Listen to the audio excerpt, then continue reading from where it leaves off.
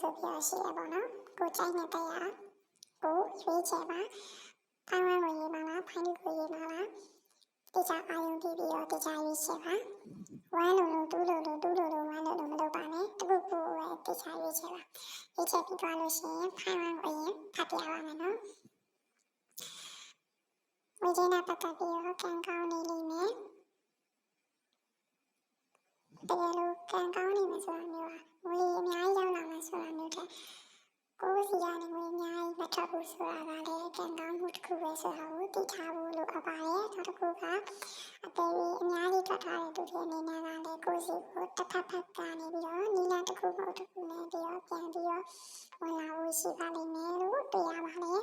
နောက်တစ်ခုကအလုပ်ပါပဲဖြစ်ဖြစ်ကိုတချို့ဒီဘယ်လိုပဲဒီပေါ့နော်ဘယ်နေရာဖြစ်ဖြစ်ကိုပတ်တာပြီးတော့ဦးစီးဦးဆောင်လို့ပေါ့နော်တခုခုလုပ်ရပါမယ်ကိုကဦးစီးဦးဆောင်လုပ်ရမှမျိုးတွေ့ရပါတယ်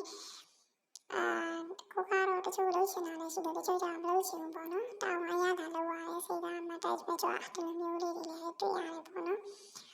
ဒါကတော့ပိုင်ခွန်လေးပါနောက်ပိုင်တူလေးပိုင်တူကတော့ကိုစီကိုပိုင်တူကိုပြောပြမယ်ပိုင်တူလေးကကိုစီကိုအကူညီလာထောင်းမဲ့သူတွေတွေ့ရပါတယ်ဒါပေမဲ့ကိုစီကိုအကူညီလာတောင်းမှာအခါမျိုးမှာကိုဘက်ကဒီနဲ့ကူညီပြန်ပေးနိုင်တာမျိုးလေးတွေ့ရပါတယ်ကိုစီကိုအကူညီလာတောင်းလို့သူရဲ့အကူညီလည်းကိုဘက်ကနေပေးနိုင်ပါလိမ့်မယ်ပေးစဉ်စိတ်လည်းရှိတယ်လို့ပြောရပါတယ်ငွေကြေးနဲ့ပတ်သက်ပြီးတော့ပြောရမယ်ဆိုရင်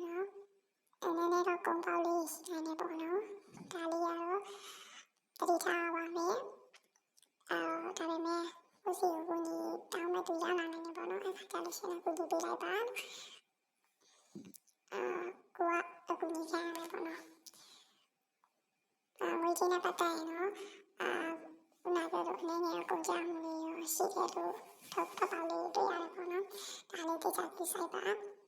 ကျမနဲ့ပတ်သက်ပြီးတော့ဆိုရတဲ့နေရာမှာတွေ့ရပါဘူးအခြေအနေနဲ့ပတ်သက်ပြီးတော့လည်းကောင်းမွန်နေပဲပေါ့နော်ဒါပေမဲ့စိတ်ရှိဒီချာနားလည်းပြပါလို့ဒါတော့ပိုင်တူလေးဖြစ်ပါလေအားလုံးပဲ Good luck